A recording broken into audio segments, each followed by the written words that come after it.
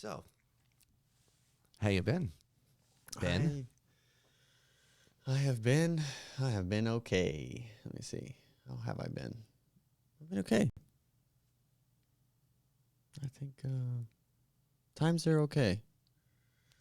Hey, when people ask you that question, like sometimes deep pain comes up. You're like, should I cry right now? It's like, That really is on me at that point. It'd be like, are you really wanting to know how he's doing? yeah. Do you Like, things aren't going well, do you, do you really want to know how I'm doing, or do you want the political version? Because I tell both all day. I can tell. I have stories for both. really, just about. I mean, yeah, sure. Your spirit, your ventures, what you've been up to. Really, that's probably the better way I should have said it. What have you been up to? But Yeah, I am wondering how you are. Right now I'm good. I'm doing pretty good.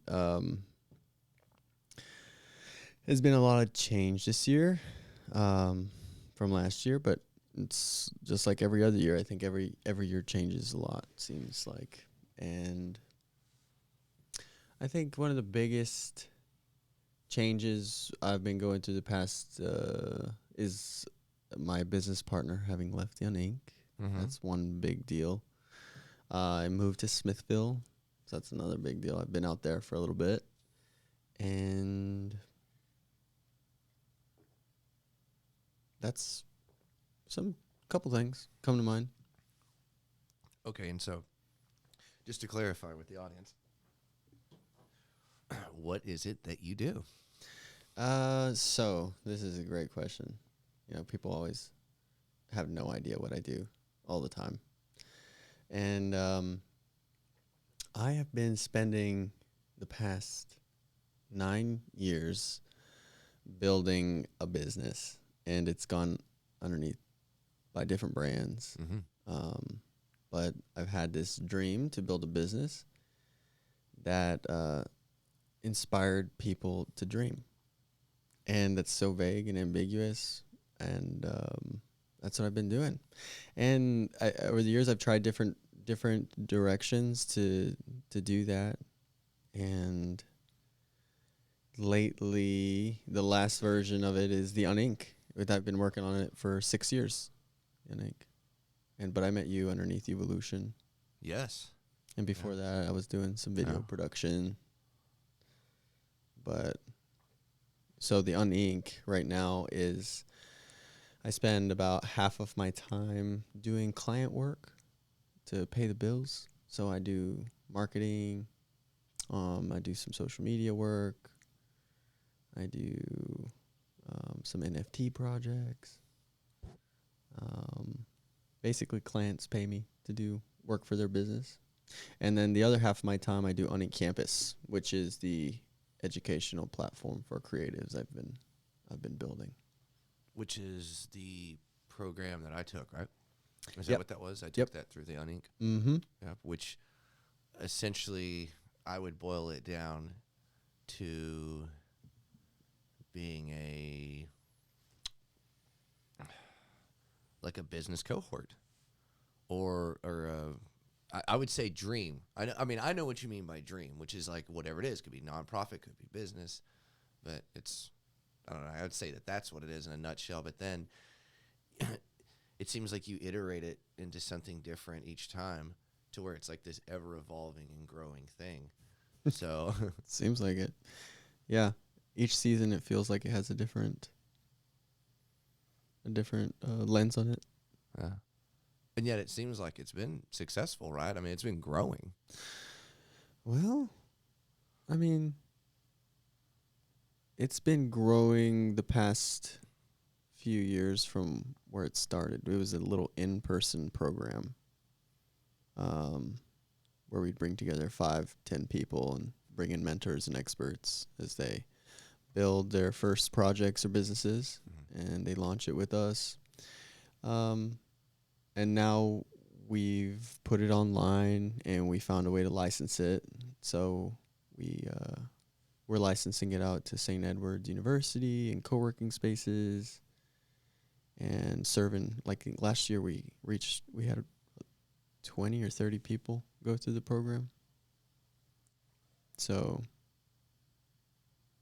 Yeah, I guess you could say it's growing. It's getting more complicated. Like how it works, Yeah. Well, So really the mentorship program or the mentorship part of the program is what I found really fascinating about it is being able to flesh out your idea in its various stages to different experts in the field and then getting their feedback, which is what I found like to be like one of the prime, like, I don't know what you're gonna say, like, points of a business. It's like getting feedback yeah, and what kind of feedback you're looking for and how you're getting. I mean, it's been some months since I've looked at the notes, but I remember I wrote them all down. Just came a little unprepared, not thinking about that, but are you good? I cannot remember her name either. Wrote all that down too. The woman that came and talked to us about obtaining feedback and then learning how to sift through it. And yeah. Bianca Moore. Yes. Yeah. Yes. Yeah. Yeah. Yeah, it's hard to do things on your own. I think we all need people to talk through our ideas, bounce them off of. It's just hard to do that by yourself. So that's a big part of the program is meeting other people who are like-minded, who can help you brainstorm, mentors who can help you brainstorm on what's next, how you're going to do it. Well, I was also going to ask you about the NFT thing. Yeah, bring it on. So first and foremost, what is an NFT? I'm still trying to figure it out, really. What it I mean, it stands for what? Non-fungible token, right? Non-fungible token. Yeah, I've been studying them all year, and this is the first year I kind of got into it.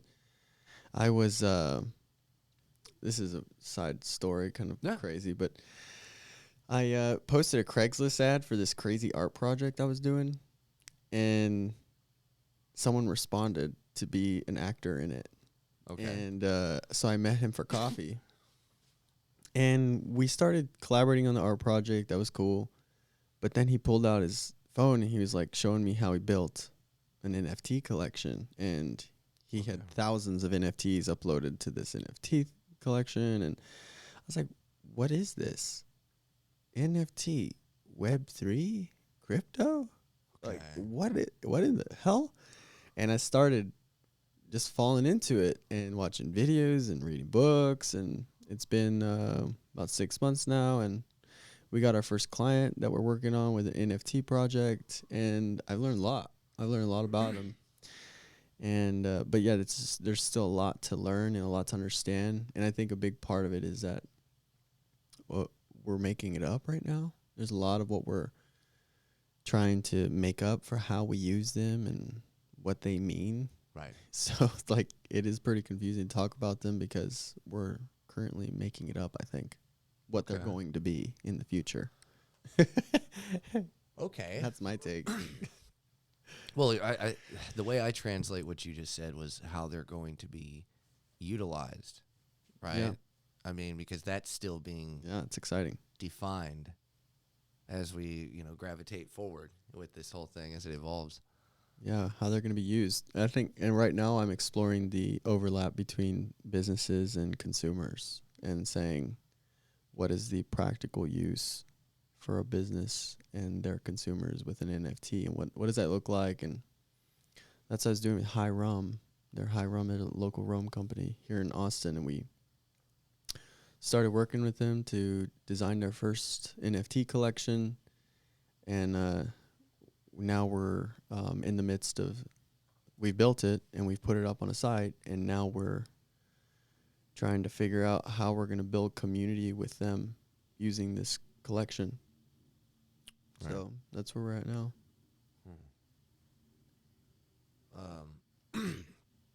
What does it take to make one of those? It's not crazy. It's really easy. OpenSea.com. Or no, it's not even .com. it's like .io, I think. Really? Yeah, OpenSea.io or whatever. That's it. Just go there and make an account and put a JPEG on it, and that makes it an NFT. It's more complicated when you talk about like how do you own it and how do you put it onto your wallet. That's my question. Yeah. Is like, is there copyright infringements? Does that apply to that?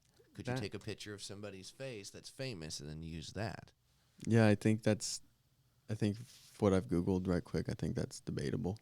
Like Okay. if it will be copyright infringement.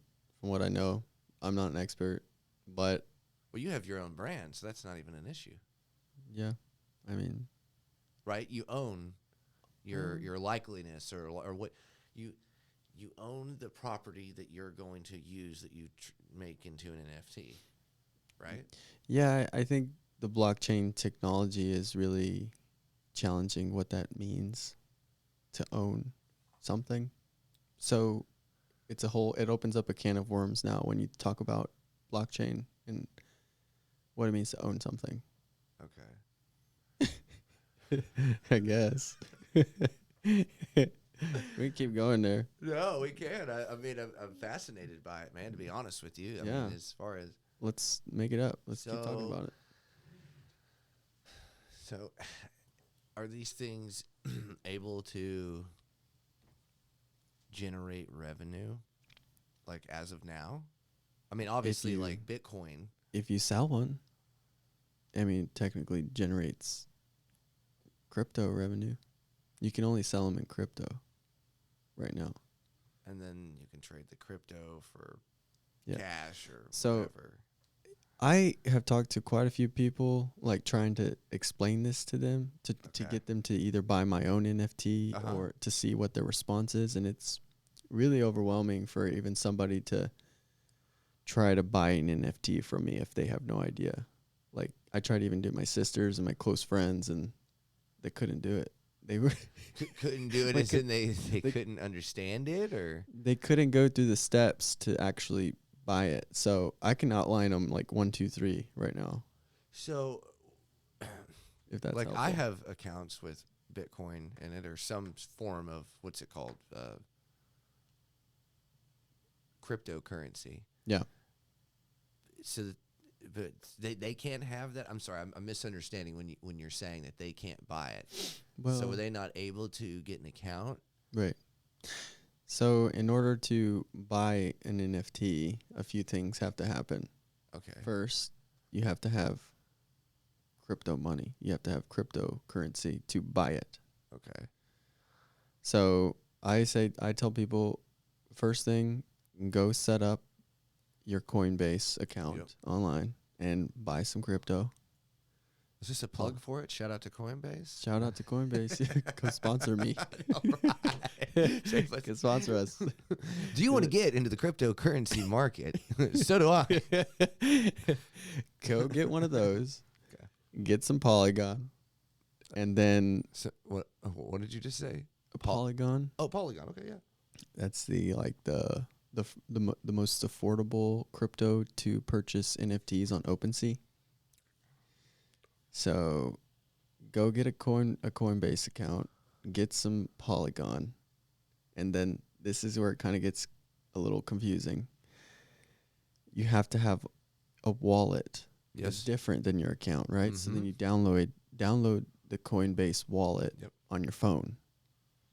And then the wallet on your phone is what interacts with all this Web3 stuff. Yes. So once you have the Web3 wallet on your phone, you send the Polygon from the Coinbase account to your wallet. Okay. And now your wallet has the Polygon. Okay. And then when you log on to OpenSea, it's really easy to connect your wallet to the OpenSea, and you can just go buy it. Right. That's all you have to do. But it's overwhelming for people who have don't even know. Like it took me a hot second to do it my first time. I would say like set aside a few hours. Oh yes. Yeah. Because I did it with Theta Coin. So a friend of mine talked me into that. Of course, didn't really go anywhere, but I still have the written instructions of like a 12-word password thing that I have to walk through. I had to do everything on my desktop computer to be able to get the things on my phone to verify. It was a whole thing, but it was exactly like you said. There was I bought it in, I don't know what I did. I did Coinbase or something. I really don't remember which one of them I bought it in. And then I up traded or traded back over for it because I had to first get a coin. Then I had to take that coin and trade for another coin and then put that in another wallet that was separate from it all.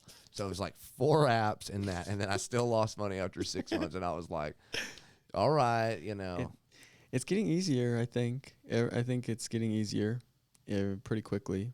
And before we know it, it's going to be normal. It'll be very normal for us to be exchanging crypto and NFTs, like probably in the next few years. But I'll just say about NFTs that makes me so excited about it is that, and why I'm even trying to do business in it, is that the NFT, if you pull up, like, I'll just pull mine up right now. This is what I try to tell people, and I'm going to go talk to Abe's Smoke Shop tomorrow and see if he wants to work with us. But if you pull up your Coinbase wallet and you click NFT inside of your wallet, you can see the NFTs you own, right? Okay.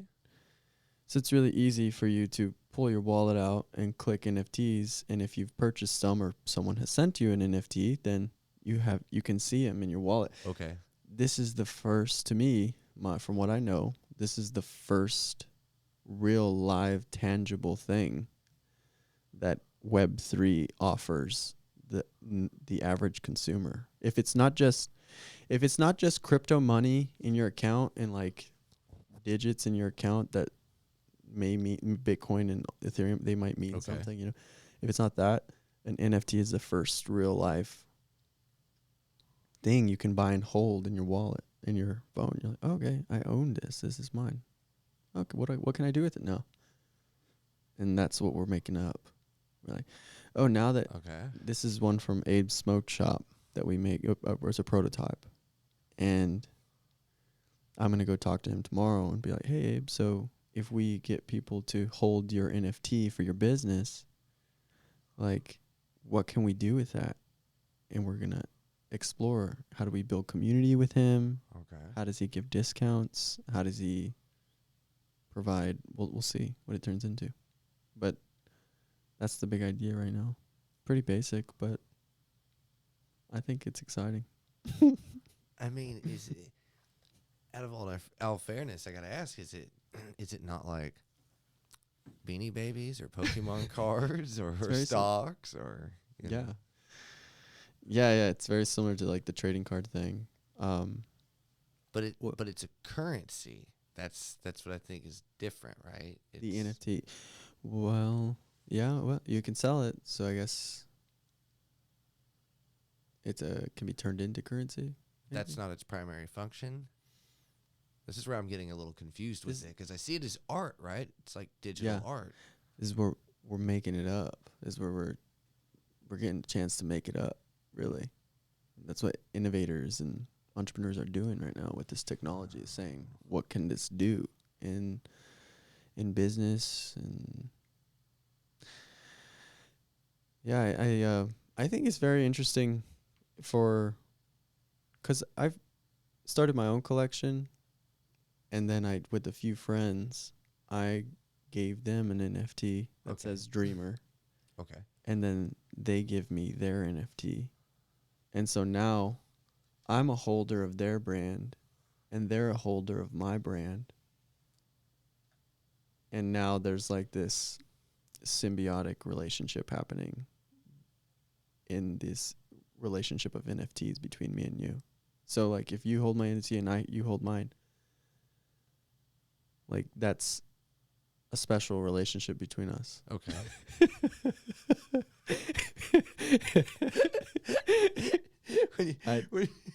I'm sober. If you give me the Charizard and just give me a couple of those busted looking circles, right? I know this is, the star. They got the holographic. You just hand that thing over to me, and I promise you, it's all right. It ain't gonna be worth nothing in no time. We'll probably listen back to this conversation, laugh our ass off. Oh, that's so funny. Yeah. No, I mean, apparently it's become something, and so that didn't happen out of by accident. Yeah. You know, a lot of it's, I'm going to say planned to some degree. Like, there's a reason why they're doing it. Yeah. When I say doing it, I mean people buying it and trading it. Does it have anything to do with that multiverse? The multiverse, yeah. When you talk about metaverse and multiverse like that. Oh, metaverse. Yeah, sorry. I was reminding me of the movie Everything Everywhere All at Once. Yeah, Like, not that's what went through my head. I was like, I love that multiverse, movie. No, metaverse. Sorry, multiverse. Sorry, it's that Mandalorian effect going off. Yeah, the metaverse. I mean, people are really hyped about the metaverse. I just see it as like a new virtual reality platform, or like I'm not that excited by it, but yeah, it's gonna happen. We'll have like glasses and be in AR, VR worlds. But I mean, it's all connected. All these conversations are okay. So it is going to have an application in that, or it does. NFTs. Yes, That's what they say. that was my first understanding of it, was that they were going to be art or real estate or pieces, Yeah. which I know that's a little different Yeah, than I guess a piece of property in the multiverse, metaverse. people owning NFTs in the metaverse and real estate and artwork and digital furniture and all kinds of stuff. I think NFT games are really interesting. Like, there's some big NFT games right now making a lot of money, and people just making a living playing NFT games. It's Like racing. well, I've seen like little Pokemon looking games, but so you know how I'm not a gamer, so please, I'm gonna butcher this, but yeah, you know Neither how am I. you know how you own stuff like a sword or a shield or a gun in NFT in virtual games. Yeah. Well, like those will all be NFTs in the future, and you'll be like, actually own it. Actually own this forever, this digital asset in this game. And it'll have real value, real money value. So I think games are quickly taking a turn in the next years, in that there will be a lot more real money being played in these games than it is now. So, and people will be like, I just imagine gamers just making bank just because they play. Really? Real soon. They probably already are. Yeah. Yeah. I think that's happening. So, damn, you still kind of like blew my mind to the point to where I'm like, now there's like, I don't know how many more questions. It's gonna take days for it to like reassemble on me. And that somehow plays into your business, right? NFTs? Yeah, like in this. Yeah, well, I just do a client projects. If people want to hire me to build NFTs for their business and explore what that means for them, that's what I'm doing right now. Have you had any serious like blowback or anything, or any hesitancy?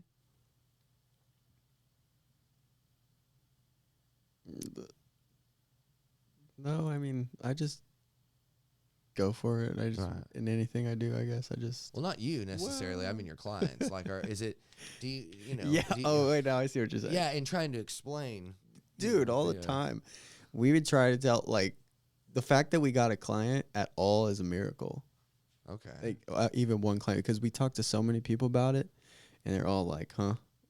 I don't. What is this? I don't get it. No, I'm not interested." It took us a lot of people to find one. So, yeah, it's pretty early, but I mean, I can see why, but then again, there's people making money off of it. So then you start asking yourself, you know, hey, what's this about? I mean, it's like stocks and bonds. I'm sure there were people that were like, are you kidding me? Like, no, I ain't giving no guy no money from nowhere I never heard of. You know? yeah, Okay. it's super straight. Like, the more I've worked on it, the more pretty straightforward I think it's going to be for a business to use NFTs in some capacity for their business. So I'll be butchered, but if this is, I'm gonna butcher this again. I'm not an expert, but so the weird thing about NFT collections are that they're not worth anything. Really, if you put 100 JPEGs on a collection, you can price them whatever you want, Okay. and it's not really, if nobody wants to buy it, then it's not worth anything. Like anything else, I guess it has to be demand, or people need to be interested to purchase it for it to have value. So what I'm learning is that these NFT collections, if they don't have people around it who are like gung ho and believe in this thing, then it's not going to do anything. It's not going to be valuable. It's not going to grow in value. So the people who have launched these successful NFT projects have been really great at marketing and putting eyeballs and community around their collections. So my theory is that, like, if we can help a business find a way to host a collection for their patrons. So say, for example, Buzzmill, or what's a really sticky brand in Austin? Like, Oh, Yeti. That's what I would do. Yeti coolers. So it's like you got a Veracruz tacos. Veracruz. Oh my gosh, we're talking to Cruz Teca Tacos. We're talking to Cruz Teca, trying to get them. Veracruz tacos, Taco Deli. Shout out to Taco Deli. Yeah. You know. So imagine Veracruz Tacos has a collection that their biggest fans, if they own an NFT, they get like 100 free tacos a year off if you're an NFT holder. And they also get special perks to an event. They also get maybe special access to whatever it is that Veracruz wants to do. It's like exclusive content, secret recipes. So it's like, it's pretty straight, but sounds like also like a exclusivity deal a little bit, right? Yeah. I mean, that would entail, like, what is it called? That brand, like Supreme? Do you remember that? I just saw a shirt with that on it the other day. You know what that is? On a meme. It's very exclusive. It's like there's only so many that they make of anything, and then that's it. So like it has, like, it retains like a lot of value because everything they sell is a collector's item. They only sell shirts sometimes. They only sell hats. Sometimes there's a hammer, there's a bucket, there's an axe. There's all kinds of stuff that you can get. Pretty wild, man. Pretty wild. Yeah, how do you build a brand? It's amazing. Well, again, theirs was all off of exclusivity, because once it caught on, it was like, I don't know if it's still a thing, but, again, like, there's only, 2,500 Supreme hats of that kind. They don't keep making it, whatever shoes.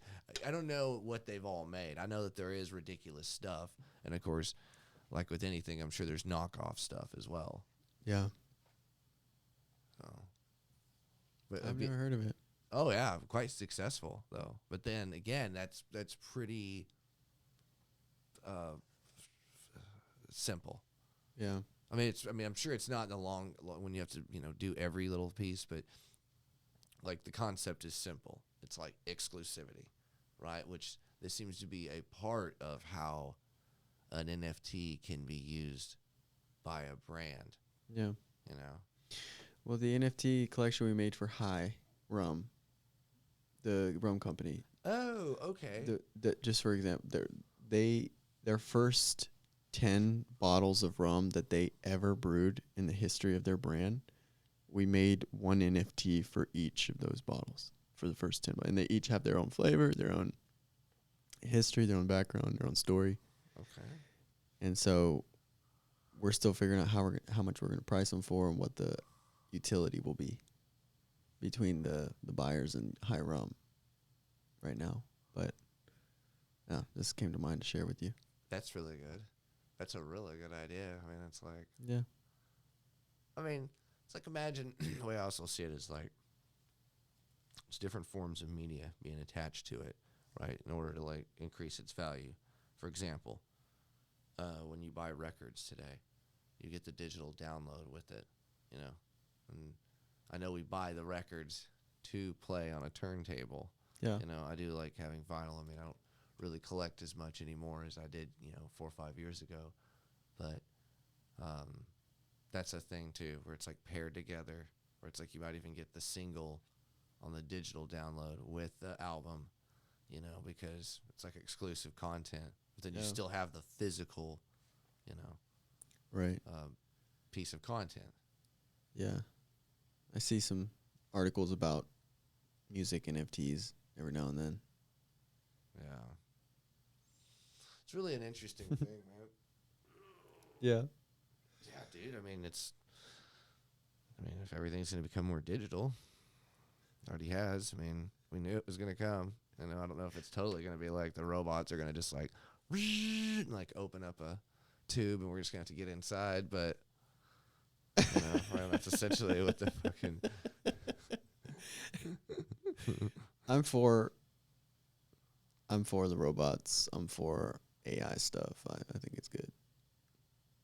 I think they will solve a lot of our problems once we get them here. Get them here? Aren't they already here? I don't, Once they grow. I guess we have robots, yeah. I guess the AI stuff is... Do you know who Ray Kurzweil is? No. He invented the synthesizer. I'm trying to think of all what he did. Basically, it was like a really, really, really smart guy. It was, about transhumanism. Just like, us becoming one with the machines. And I saw him talk at South by a few years ago when I was volunteering, and I was getting to watch like keynote speakers. And when I saw his name, I was like, wait a minute, this guy's like world famous. No. And then when I walked in there and heard him talk, he was talking about AI, which I didn't hear everything because when you're chaperoning or, doing different, volunteer duties, you don't get to listen and see everything.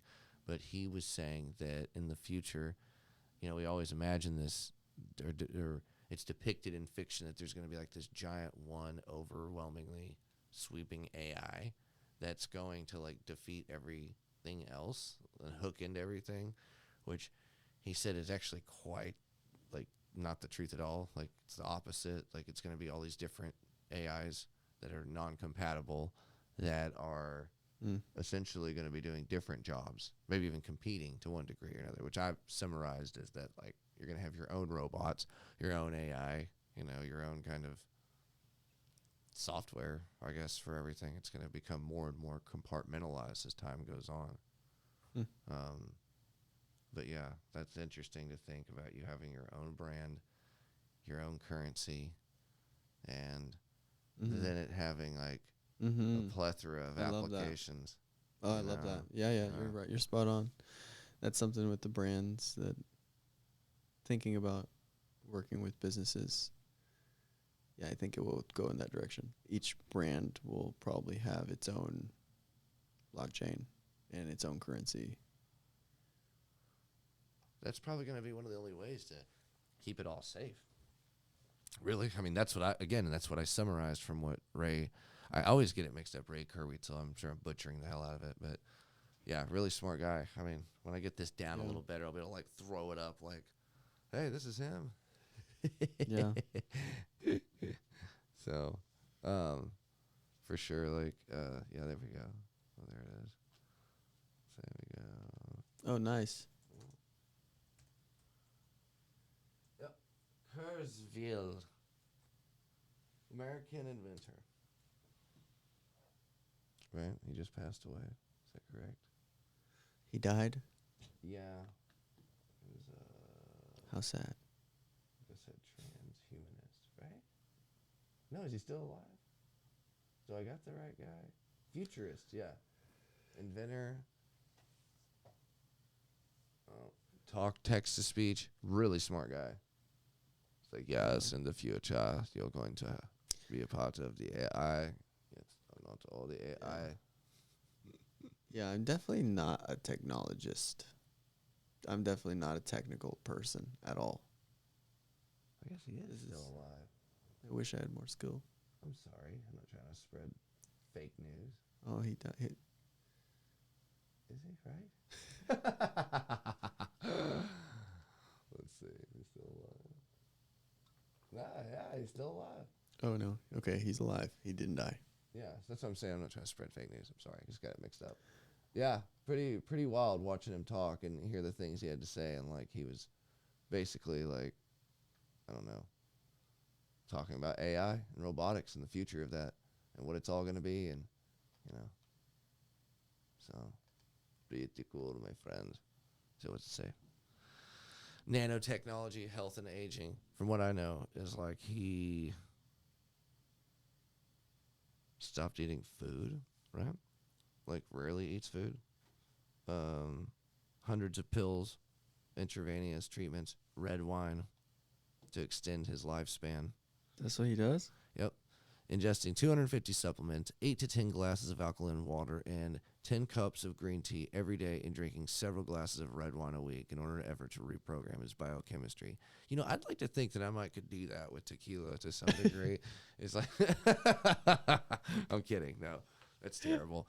That sounds terrible for your body, dude. I mean, the alkaline water, okay, it's got some caffeine in there, but the wine, whoo, who knows? He might not need it. You get them fiber pills, baby. Yeah. But yeah, you said you're not a technologist? Not really. No, I can't code. I dropped out of coding class like 3 times. Like 2 times. It's pretty wild, man. Really. My brain can't do it, really. No. It's because you a dreamer, boy. You ain't a robot. Yes. Yeah. So I guess what else was I gonna ask you? It was really more about your business, man. And like really like just kind of like a rundown of what it started as and what it's become. Is I mean, you know, you were talking about, I guess what I'm trying to say is, could you iterate just a little bit more on like its genesis and how it came to be, like the different iterations we went through? Okay.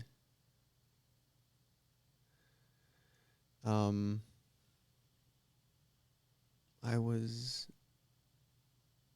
getting out of the Marine Corps, and I was contemplating what I should do in my life, and I wanted to do something. You know, I think we all want to do something good, right, with our time. And I was watching Planet Earth one day, and I was seeing how fucked up things were.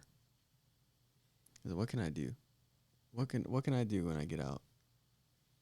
And so I started thinking about social entrepreneurship. But at the time, I didn't know what social entrepreneurship was. I was like, how can business do something good in the world? That's kind of where it started. And I was like, I want to build a business that does good shit. So, and I was like, okay, so what is my skill in this? Like, what can I be good at? And I, from a younger age, I've always been really good with, I noticed I was really good working with people, and that people would take risks around me, that they would feel excited and passionate around me. I don't know why. It's just been a natural thing. And so I started to try to navigate my journey with those lenses on, saying, okay, if I'm good at this and I want to do this, build a business that does something good, what's the first version of this that I want to start? And it was a journal. I designed a little journal in a little bag, called it the U-Pack. Super corny. Made a Dreamer shirt. Started trying to sell it. Spent like a year on that product line. What year was this? It's like, was it 2018? Yeah, 2017, 2018, I think. Wait, is that right? A little bit before that, right? 2015? What year is this? It was like 9 or 10 years ago. Well, it's 2022, so. Oh, fuck.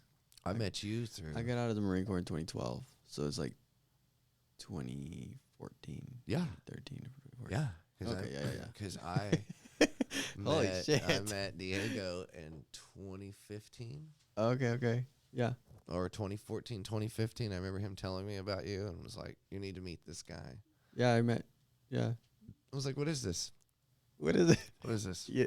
And you're What is still like that. You're like, what is this? No. In fact, I'm a little more like a true believer now. Is what it is. It's like, why wasn't I over there sooner? That's really what it's more like. It's like, why wasn't I over there sooner, messing around with that? You know? I appreciate you supporting me over the years. Oh yeah, well, you've really been a big, by contrast, big support. You have always supported me and my art and everything, and it's a big deal to me. And if we didn't have this community and we didn't have people like you, I mean, it's like an all or nothing, make or break kind of thing. And I don't think that there should always be like help, or everybody should, I don't know, man, look for a handout. But at the same time, it's nice to have resources like a cheaper film school, a lower end film school like the Austin School of Film. That's where I met Diego, and then Diego told me about you. Yes. Yeah. And without doing those and being able to access that stuff, sometimes you don't really get like any kind of idea or gauge of what your dreams could really be like. I think the word to me I use a lot is accessibility. Accessible. For resources and communities and mentors to be accessible. Within reach. Whether it be for you to pay it or for you to be able to be understood. Yeah. I like the word accessible. Another thing that I saw that y'all put, I'm remembering now, in the UnInc syllabus is what I would call it, is like understanding your unfair advantage and being able to like navigate that. I believe is the way it was worded. Yeah. Is your unique ability or, something that like you makes you ahead of the game in some sort of way, or can really, it's just unique to you. It's a weird thing that, let me see if I can articulate it, but like what you think might be your biggest weaknesses might be your greatest gifts, or the things that might have held you back the most in life might actually be the parts of your story that are the most moving and the most motivating. Yeah. Well, one of the what were you gonna say? Sorry. No, that's all. I was gonna say that one of the things I learned from reading Robert Greene, like, you know who I'm talking about? Robert Greene. 48 Laws of Power, Mastery. Mastery is probably my favorite book of all time because I have heard of him. I never read it. Okay, well, someone like you should definitely read it. I mean, it was like taking your course. It was game changing. Made me realize a lot of things about myself that were already true, but I just didn't let it, be true. And then things that I was willing to accept. And really, in a nutshell, it goes through 40 masters or maybe 50. I cannot remember how many exactly. I might even be a little less, like 35 masters from history, right? And takes their story and shows like how they came up, where they failed, and then how they took like their great failure and then turned it around. I mean, like Napoleon Bonaparte, Julius Caesar, Temple Grandin, if you know who that is. Like, she's a equine expert that had autism, and I think she's like a livestock expert. And she, for example, she was autistic to the degree like there was no helping her, and she was like damn near catatonic. And she was out on a ranch, and she saw the cows being like massaged in this, like they have this giant like thing that presses on the cows to like get them to like calm down or whatever. It's just a thing too. Like when you have them and they're around, like there's just, you deal with them a lot. Their nerves, they get real, I don't know what the word is, like agitated. And so they have this thing that like kind of squeezes them, and it like relieves their their tension. It's almost like a massager, a giant like massage bed for a cow, right? I know it's pretty wild. This is a pretty wild story. I know it's really bizarre. This is true though. Please. This woman is like a world renowned expert, right? So she got in this thing, right? Yeah, she climbed in it and like let it squeeze her and massage her whole body, because a lot of like what I believe autism's tied up to is also like very physical and biological, like just straight physical. It's not just stuff in your brain or chemical. Wow. It's like a whole thing, right? Like Yeah, they say that things that can like put you on the spectrum, or again, I could be butchering this, but from my understanding, like with certain people being held, or physical activity, whatever, with her, it like put her in this state of mind, because she is like famous for innovating the whole process of taking care of animals, mass livestock situation. We're not just talking about for like butchering. Like that's why I keep saying livestock and not really like so much as just, So like another thing that was happening was that the cows go through a conveyor belt system where they're bathed, and they're like, I guess like being deloused and all these different things and being ran through like chemical baths or bathing baths. Well, the cows kept like falling off the conveyor belt and they were drowning and stuff. Well, she was able to like, I guess, put herself in the mind of the cow, and there's all kinds of stuff. There's books about her and everything, but like her whole, kind of like Helen Keller, like her whole disadvantage put her in a unique perspective. And then when it was able to be taken advantage of, they seized that opportunity. She did, and then she, like I said, she's like a consultant for livestock, and she has been in like learning how to like innovate all the technologies used in like keeping and maintaining livestock. Yeah. She could have the mind of a cow. It's it's not an easy process to go through. It's like takes time. So that's just one of the many stories. So it goes through all these different masters essentially, and it describes how like you're a unique person. Every person can unlock a power. Essentially, like if you stay on this path after 10,000 hours, you're definitely going to become good at something. Everything after that is only getting better at it. Yeah. So there's so many people that have attempted to become something really great, failed at it, and then when they tried again, they tried something new and then became something even greater. So it's a pretty wild book. Yeah, I think when I hear you. I think of the two lenses I put on our understanding of who we are, meaning and purpose. And this comes from a TED Talk. Meaning, but meaning is anything looking back into your life, your stories, what you went through, and purpose is looking forward. And so one of my favorite quotes is, forge meaning and build purpose.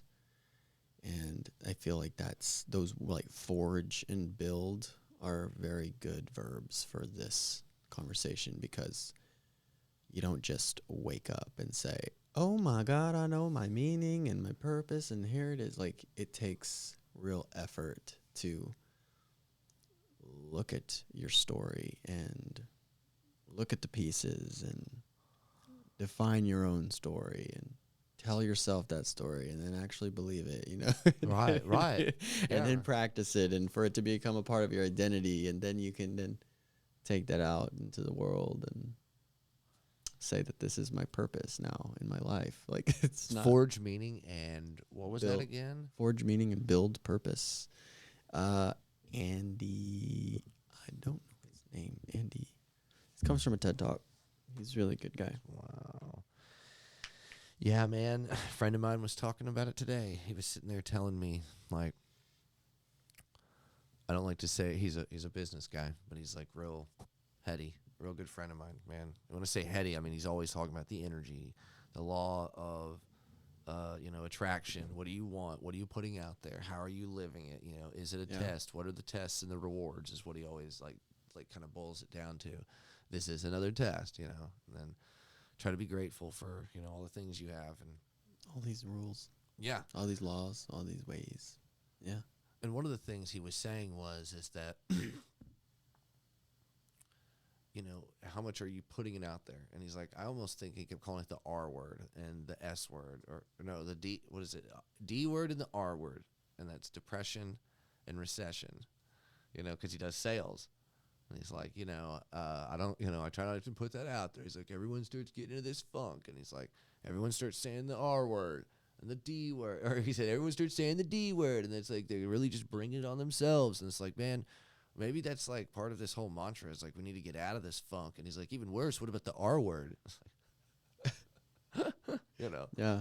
And it's like about how you regulate and manage your, I don't know, your greatest resource, really, which is your mind. Yeah. Well, I think it's your heart. In that case, I would probably like reiterate it and say, I mean your soul then, right? Yeah, okay. Right, That's more, yeah. I got you, Yeah. Your heart. You're right. My mother would say that. You're right. Yeah. I think about the depression stuff. There's always waves. There's always all the time waves of lows and highs. Like I go through. Sometimes they feel situational. Mm-hmm. Sometimes I feel like, this situation is happening in my life, and I feel low or sad or down or low energy.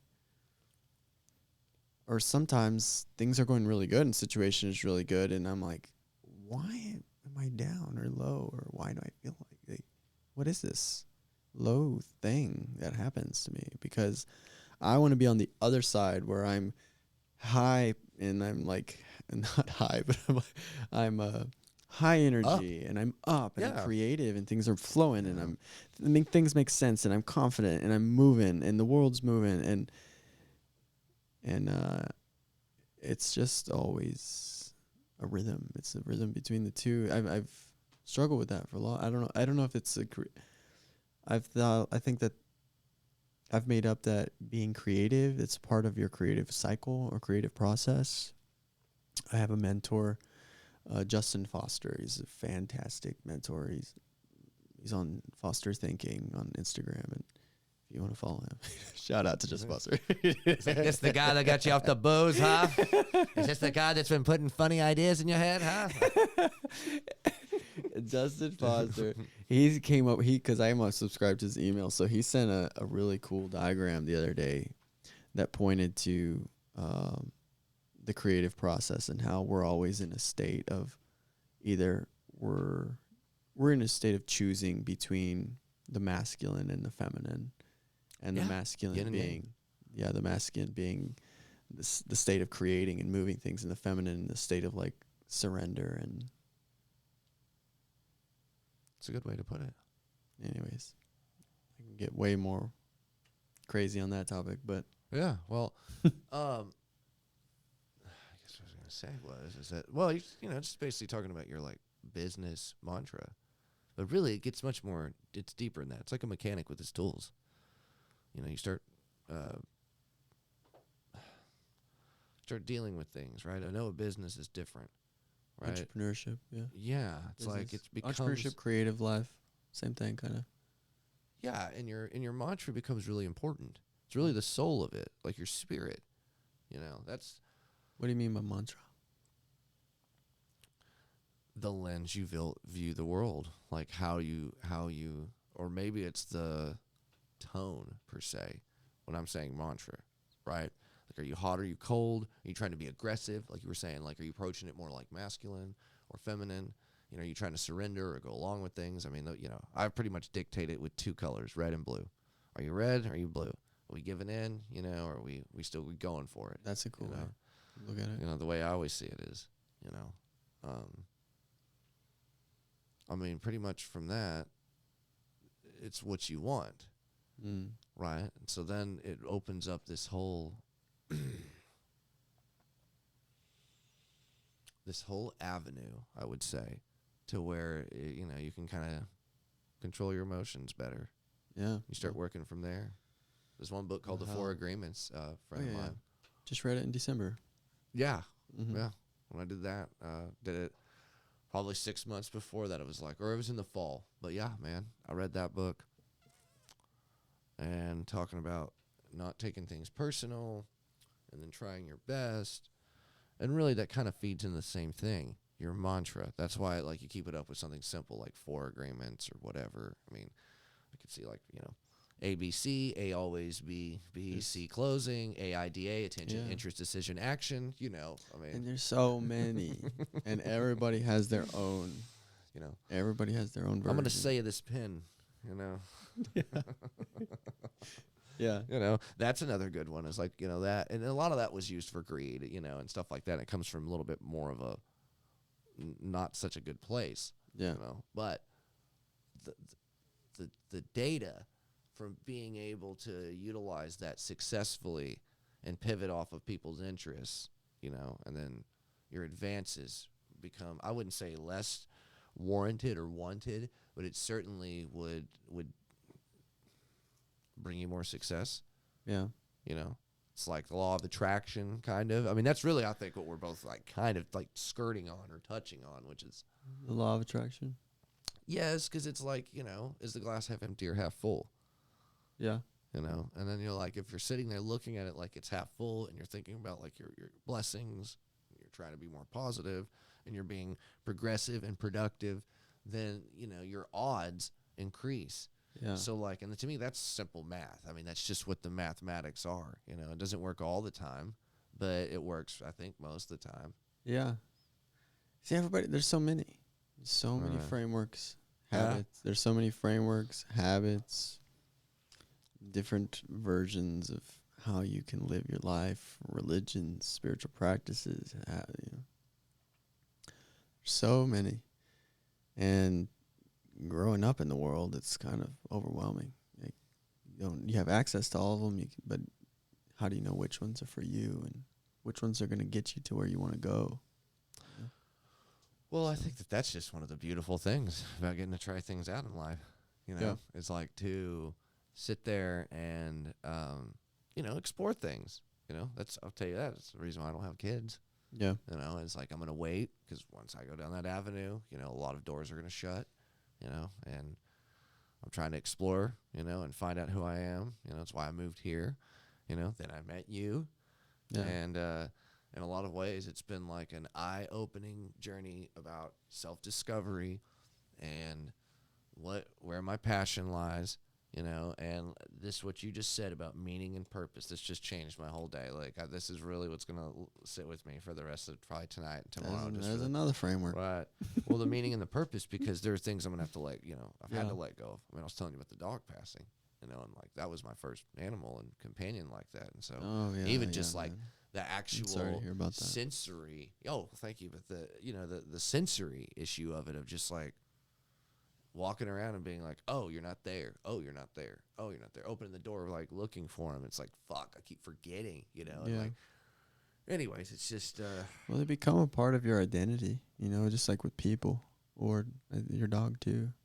Yeah. They become part of who you know yourself to be in a way. And it's really hard for that to unravel. Like, whether it be in a relationship or your father or your dog. Yeah. And it hurts. And it's this weird, I don't know why it's like this, and so strange that as we have to unravel these pieces of ourselves, how much it hurts to like let these pieces go. And it happens again and again and again. It keeps happening. Well, one of the things that I definitely am grateful for is just all the wonderful time I've got to spend. And again, it's about, like I said, self-discovery. Things will challenge me, and I still just want more. I want to keep doing it. I want to see what this is about. You definitely have a form of tenacity that I don't see in many people. Much like Diego, I've Disciplina. Disciplina. Oh, yeah? No, I don't know. I was telling my coach the other way, people hate the word discipline. I don't want to use that word. No, veracity, tenacity. That's what I was telling you. Veracity. Which are similar, but they mean, very same things. I mean, I think of autonomy, integrity, and sustainability. Those are my 3 most important words in the human language, just because that's what my soul and body and everything is just aching to push out with all my being. It's just like, let me figure it out for me, how I want to do it. And then,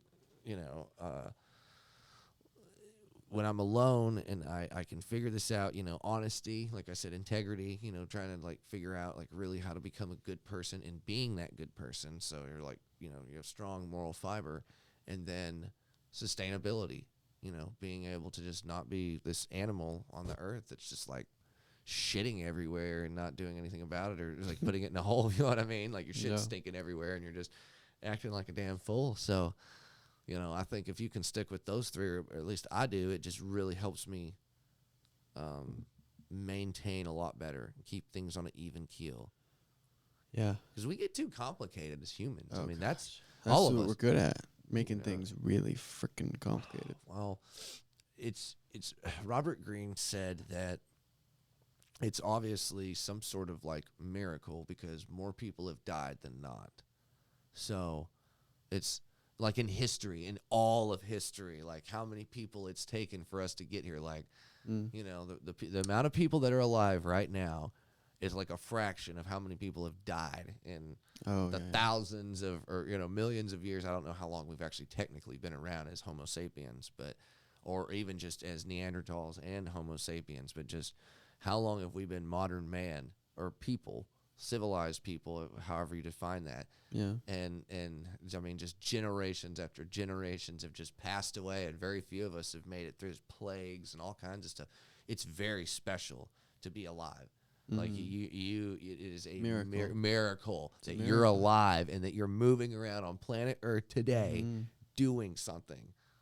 My thing that I always throw up to people is like, if, you, it's hard to sit there when you're thinking about people in this world that are starving to death and you're bitching about something on a cell phone with clean water. And it's like, now I understand there is a lot of problems here, even in this world, but that's what, again, you have to think about just how amazing it is that you're here. And that also is, again, thing that it's the perspective thing, mantra, Yeah. I think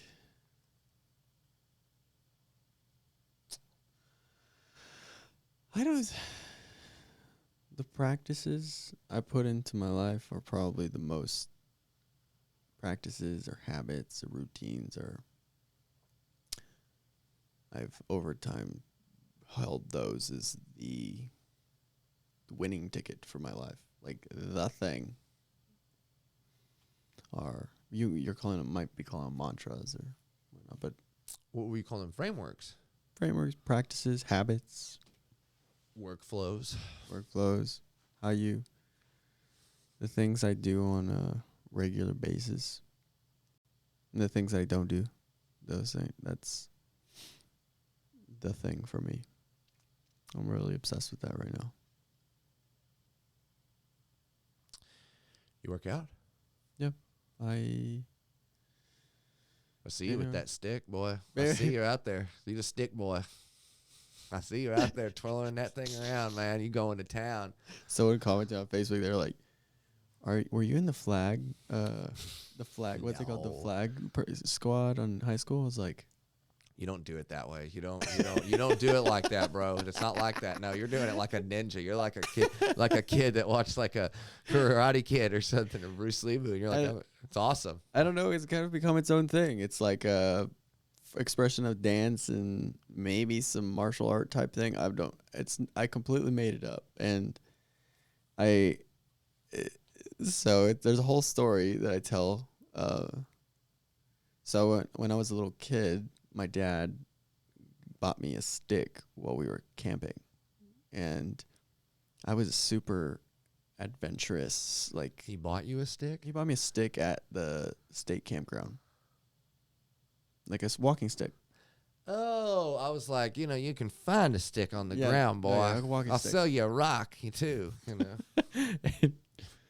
he bought me one of those, and I would just start playing with it, and it's a thing that I've carried with me for a long time. The past 1 or 2 years, I've actually been opening myself to say, wait, I could be artistic. I could be an artist. It's very new for me because I've just been like, no, I'm a business person. I don't do art. I help artists, but I'm not an artist myself, and so Oh, that's your art, man. It's That's you're part of so good at it. It's part of it. So I do poetry. I do that. I do some other things, but it's been fun. It clears my head a little bit when I do it. Yeah, I couldn't believe I walked past you at the Springs. That was pretty wild. Like I was sitting there, The walked out. monkey tree. Yeah, again, I can't believe that I walked right past you. I went over the hill, walked all the way around, and then when I finally was outside the gate, I turned over and looked and saw you over there. I was like, "Hey!" Oh, it's hilarious. And that was after the ball joint broke on the 4Runner. That was pretty wild. But we got in someone else's car and went to the Springs. But yeah, man, I think it's good. I mean, for example, it's like, I burn. That's what I do. It's like I'm actually just got my approval to get my tickets to go to Burning Man. So I'm probably gonna do a little bit of some footage or some, a little bit of content of me going out there and. How many times have you been?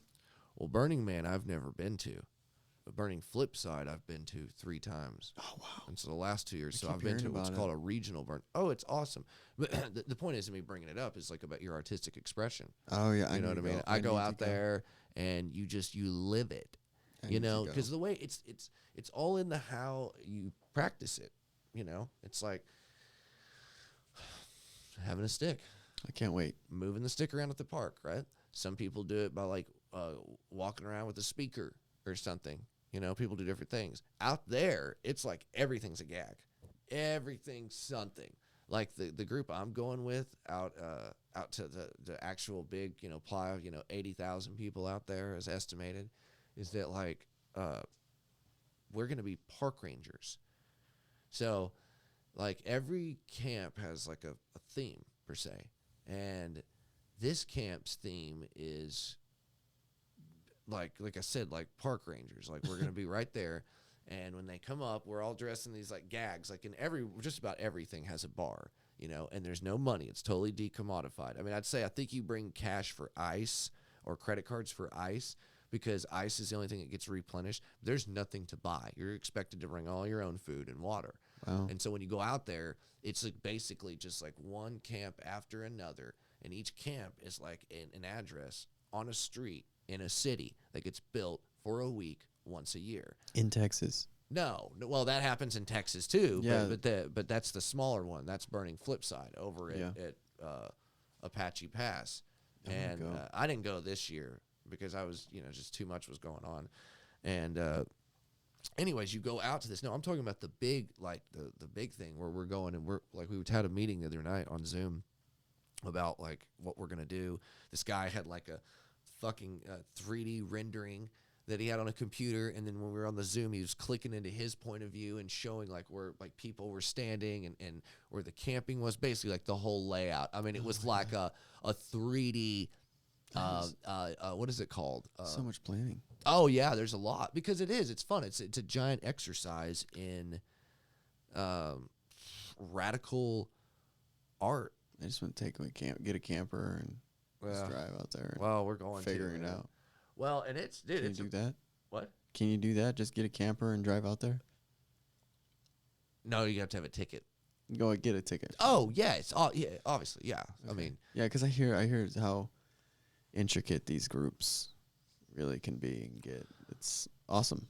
I think you would really, really enjoy it, because it's just such an exercise in such an alternative type of society. And once you get out there, dude, and you're not using your phone, you're not using money, you're not really encouraged to take a whole lot of pictures or footage. Yep. They want you to enjoy yourself.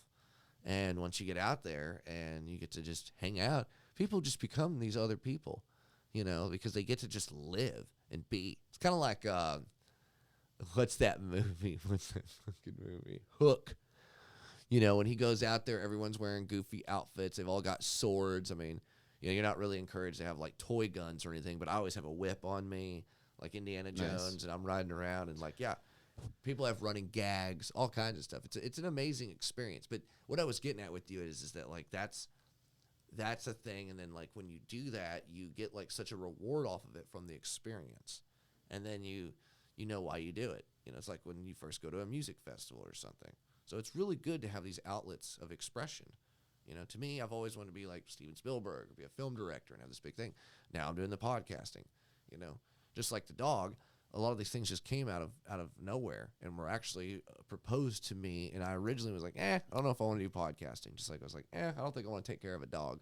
You know, all those things, you know, came to me and like they're gifts, and you know that helps me generate that mantra. And like, I don't know. One of the things I want to tell you about was all that, and how like really meeting you and seeing you through these different iterations of your, I'm going to call it venture. I don't want to just call it a business, or just, you know, your entrepreneurship journey is like really inspiring, you know? And like, I would have to say you would be one of the like first people I could think of that like made it possible in my mind for a place like this room to exist. Oh, wow. Yeah. You know, and I can remember being in your place. I mean, it probably was 2015. It was probably more like 16, right around there, because I remember going over to your place that was in the house, because I remember the first thing that was like off of Riverside. That's where I joined, or I came in there and started like, you know, hanging out and talking to you. And then I remember you had the house, and then, yeah. And then now I remember I went and saw you the other day, or not the other day, probably about a year and a half ago, on the east side. And was like, whoa, and you showed me that huge facility. That was amazing. Do you still mess with that? The filmmaker space? Yes. Yeah, I mean... Or, I mean, when I say mess, I mean, are you still involved with that? No, I mean, it turned into the UnInc, basically, but that was a really unique, special time that we did that for, 2 years, something. It was really cool. I loved it. So I wish I could do it again. When you say that was turned into, hold on, wait a minute, meaning that place you showed me on the east side is now like your place? Place I showed you on the east side, meaning Evolution Filmmaker Space. Yes, I remember we went into this big building that was like all these little offices. Yeah, man, it was like a co-working Soma space. Vida. Okay, when I managed that co-working space. Yes. Yeah. Okay, that's different. Yeah. Do you still manage that? No, that place went out of business. Really? With COVID kind of put it to bed. Wow. Yeah, I was managing that place, and we were running the UnInc out of it. So where is the UnInc now? Virtual. Okay. In the metaverse. No, just kidding. It's just on Zoom. Right. So you're like, it's that good thing. Gosh darn Mandalorian effect again. Was it real? I heard that on a podcast, dude. I died laughing when the guy said it. He did not mean to say it, too. Fuck, that is so hilarious. No, it's just on Zoom. It's pretty straightforward. Oh, that's super cool, man. I mean, again, it worked for me. I've got all that stuff written down. I've got a chart of it. I think one of the things I'm going to do, just to tell you this, is like the next level. I'm going to start, now that all this is worked out, I'm going to work over to making digital versions of these charts. So, like, you know, I liked the things you handed out, those materials. I mean, you made those probably in Photoshop or something, right, on like a board. The visuals, the actual like framework pieces. Yes. I want to make giant ones because of all the books I've read, like 48 Laws of Power, Mastery, How to Win Friends and Influence People, your stuff. I mean, I have all kinds of books and breakdowns and stuff, and I really want to do is put them in visualization charts. But I don't want to just draw them. Or if I do, make them look really, really nice. But I'd rather have them in like giant printed posters. Yeah, you know? It's something like once you find these teachings, or it's inspiring to feel like you can capture them and hold them in a certain special way, or present them to yourself or to others in a way. Yeah. Oh yeah. I feel that. Right now I log everything. And right now every time I read something, I put it in Notion and I write it down in Notion. It's kind of where I keep track of these ideas that I like. Yeah, I was gonna say to you, man. I use a special kind of paper or journal or. Well, I do journal. Like the notes I see you posting, like the close-ups. the journals that I started with. My first journal line. I'll give you one. Please do. When we leave. I like it. It's very unique looking. Sometimes I'm like, man, is he right? I was like, that's not notebook paper. I was like, is that boy writing on like a zigzag or on some prison toilet paper? It's like, I'm a dreamer. This is my soul. I need help. It's the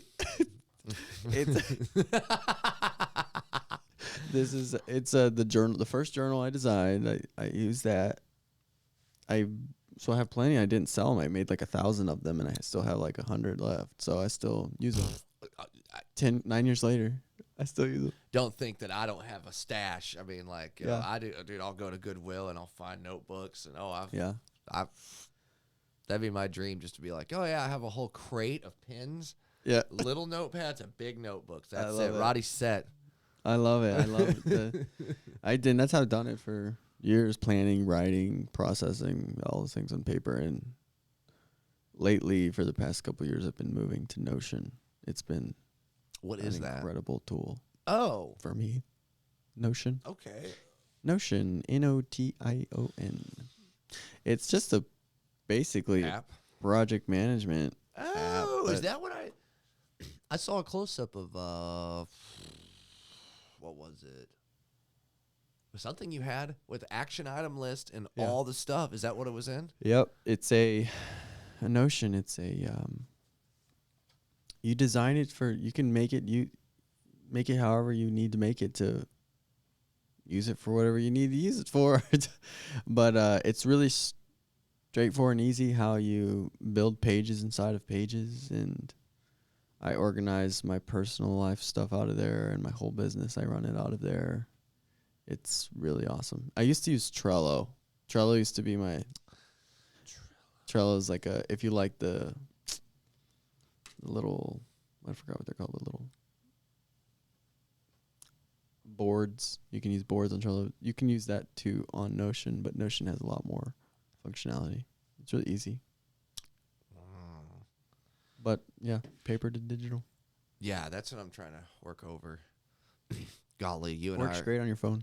You and I are going to see the day where we're going to be able to just scan stuff. It's already available, but it's not perfect. We're going to write a bunch of stuff on paper, and I'm just going to scan it. It's just going to... We can scan text, for sure.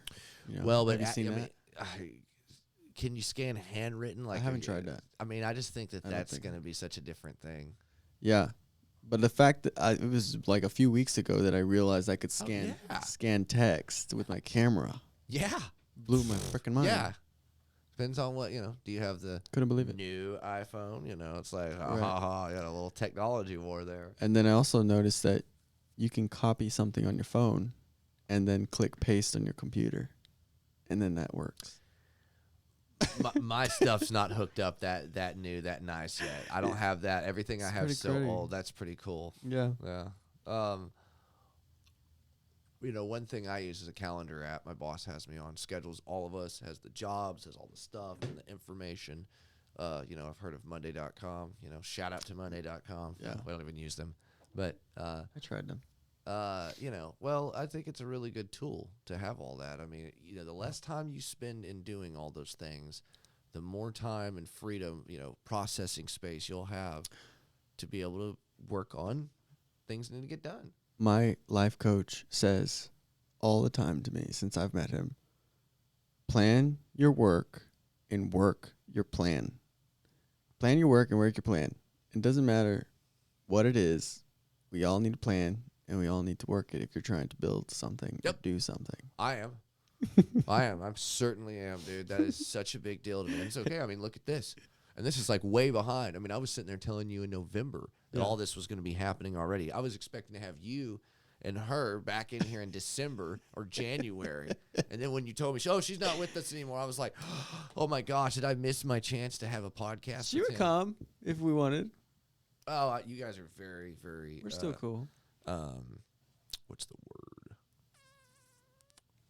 I don't know. Motherly, fatherly, foster it, parent. You're doing really well. I can't believe how many people I've seen, and I don't know if they ever even hit you up or whatever. Because some people just see it as like stepping stones or ladders, and but you still get up on a ladder and you still use a stepping stone to move forward. So I think it's a very relevant thing to point out that like you've really helped a lot of people on their way in different ways, whether they can sit there and say it was like with me where I'm like, I went to your spot and saw what you had and was like, this is what I want. I want a studio. I want a thing. I want stuff going on. And I like how yours is about the dreams. And yet like the dream is like ever expanding and realizing. And, I think it's hilarious. I mean, whenever I give you shit, please like take it very, like lightly that it's like, I think it's so great. I'm really like, whoa! I was like, yeah, like that's who I want to go. I want him to win, but I will sit there, like I was saying, I was like, what the hell is he writing this on? This looks like a piece of toilet paper, or like I said, a zigzag, because it's the preparation. Well, because it's how it looks. They have a very unique look. They're kind of rustic looking, or it's just the way the picture looks when you take it. It's always like, dear Rodrick, my soul needs to be liberated through art. Please help. Yeah, please help. Not even. I'm okay. I'm actually okay here. I can write and I have a stick. The whole thing, the whole thing about this fucking dreamer thing, like, I hated this word for so long. I hate it.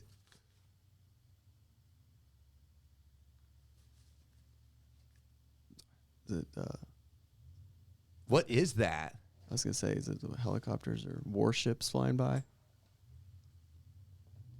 Oh, he's revving his car out there. I'm sorry. I was like, is someone trying to kick in the door? Okay, sorry. You were saying.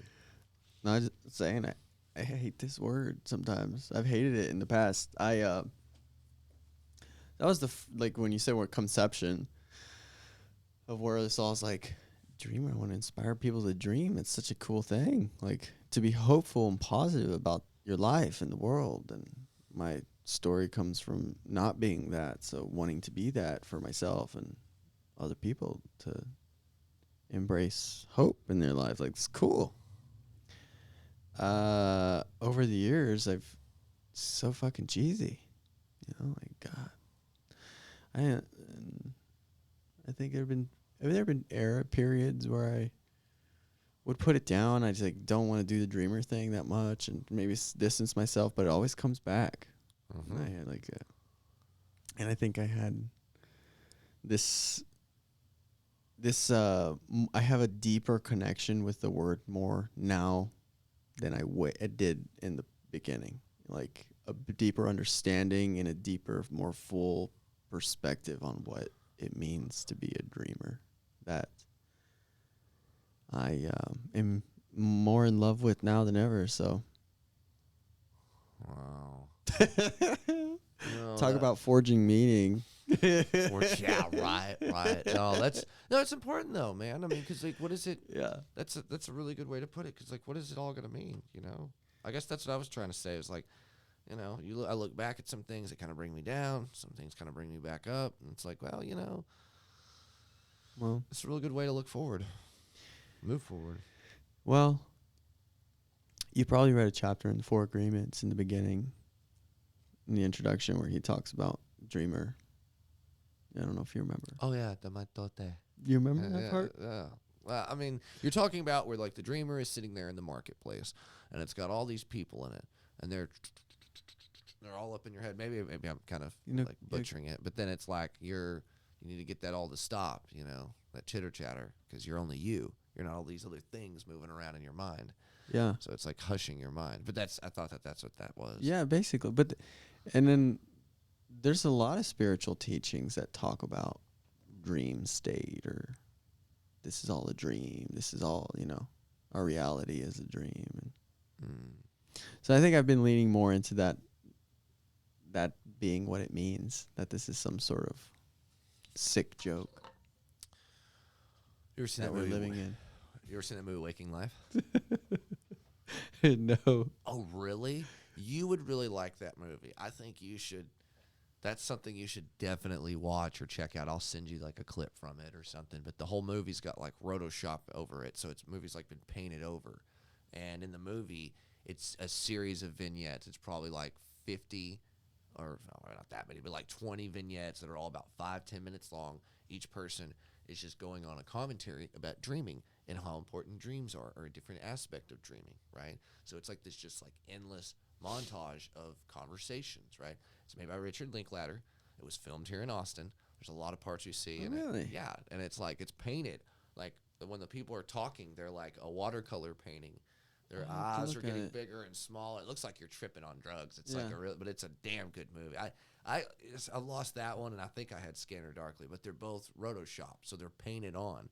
So when their characters are moving, each frame changes. It's almost like stop animation, but it's called used to be called rotoscoping. Like what's that movie? Roger Rabbit, or like Cool World. A lot of them where they animated in on top, right? They painted on the film. I love that movie. Well, now that's like they've like Linklater, I think, kind of pioneered this whole thing. I'm sure it was done with other things, but he made feature-length movies that were like this. I'm gonna have to get better at this setup so I can just like boom and show you the clip. But, Waking Dream. I'll have to check it out. Waking Life. Yeah. Well, that's an interesting movie. What it is. Well, and it's about, again, it's all about iteration of dreams. So here we did this. Here's what we'll do. See if I can do this for you. Iteration of dreams. So, Waking Life. So like, can you hear this? I can. Okay. And that's actual film. So yeah, they shot it with like digital video cameras. Hey man, it's me. I just got back into town. I thought maybe I could bum a ride off you or something, but that's cool. I could probably just take a cab, something like that. Yeah, I guess I'll hang out with you later, something like that.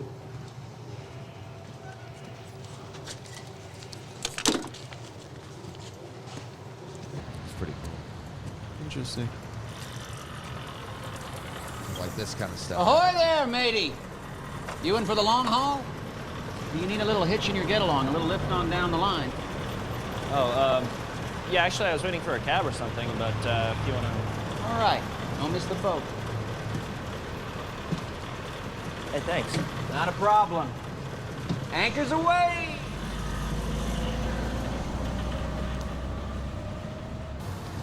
So what do you think of my little vessel? She's what we call seaworthy, S-E-E, see with your eyes. I feel like my transport should be an extension of my personality. Voila. And this is like my little window to the world, and every minute's a different show. Now, I may not understand it, I may not even necessarily agree with it, but I'll tell you what, I accept it and just sort of glide along. You want to keep things on an even keel, I guess is what I'm saying. You want to go with the flow. The sea refuses no river.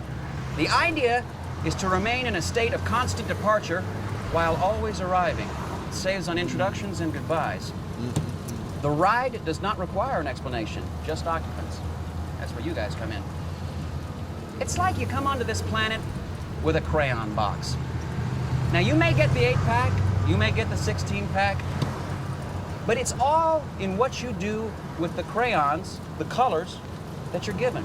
And don't worry about drawing within the lines or coloring outside the lines. I say color outside the lines, you know what I mean? Color right off the page. Don't box me in. We're in motion to the ocean. We are not landlocked, I'll tell you that. So, where do you want out? Who, me? My first? I don't know, really anywhere is fine. Well, just give me an address or something, okay? Tell you what, go up 3 more streets, take a right, go 2 more blocks, drop this guy off on the next corner. Where's that? Well, I don't know either, but it's somewhere, and it's going to determine the course of the rest of your life. All ashore that's going ashore. Doot, doot. That's really good. So I thought you'd get Good a kick out of timing. that. So, Good scene. No, he's right. well, whenever you're talking about it, like I said, try and go snag that movie and watch it. Like, and it's worth. I mean, I'd buy the DVD. I'd just keep it, because it's worth. Because the movie's literally that. It's just he gets off, he goes and talks to another person, another person, another person, another person. It's just literally the whole movie is just conversations about dreams, and that's like just one part of many. Oh, nice. Really cool. It goes through all these different mantras, and ideas or like perspectives is what I should say. Yeah. But definitely was a very interesting movie. I don't know. Maybe when I get down the line, hopefully this will be a problem. I mean, really, that they'll have to chop that out. They're like, copyright. But that shouldn't be a problem right now. Really? No, you're probably fine. I know. Well, I don't think I showed it on the screen because I don't. Again, I don't know how to mirror everything just right. Right. Which. No, the audio's there though. Right? Yeah, because I didn't want to leave it blank. That's why I put the headphones on there. There's another way to pipe it in, but again, I'm getting fairly used to this, even just like doing and like I had a way where I had a version of what you could see what's being recorded up on there. But anyways, well, man, pretty much I just want to say, was there anything else you wanted to say or talk about? We're at an hour and a half at this point, so we're good. And yeah, unless you got anything else, I think I'm good. This was really great. Thank you so much. Did you like it? Thank you so much for having me. Oh man, it's definitely a pleasure to have you in here. And like as I get this going, I mean, like I said, we have 5 episodes or something that we've already put out, but like I wanted to at least get you in here first thing. It was like I don't want to seize the day, not really just like no, I couldn't find no one else. I've actually got 4 or 5 other people lined up behind you, and I just like, man, and then I was like, want to come back and talk to you about all this stuff again, like have a part 2, because I don't want to just do it once, So there's like, after this, it'll give me some time to like incubate, for lack of a better word, or unincubate. That's another thing I like giving you shit about. Is like, yeah, let's unthink this so that we can take it apart. No, that's right. Deconstruct it. That's dude. You're on point. I mean, I wouldn't be surprised if you really.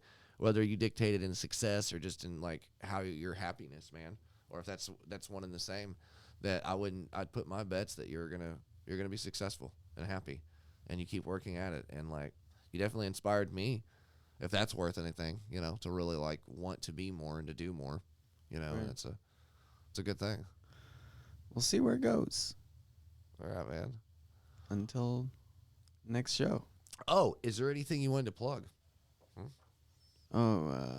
Like follow you at anything, or like. Well, if you're interested in me, like my brand, I'm always blogging, social media stuff. You can contact me, Ben Wright Gibson, like the Wright brothers, Ben Wright Gibson.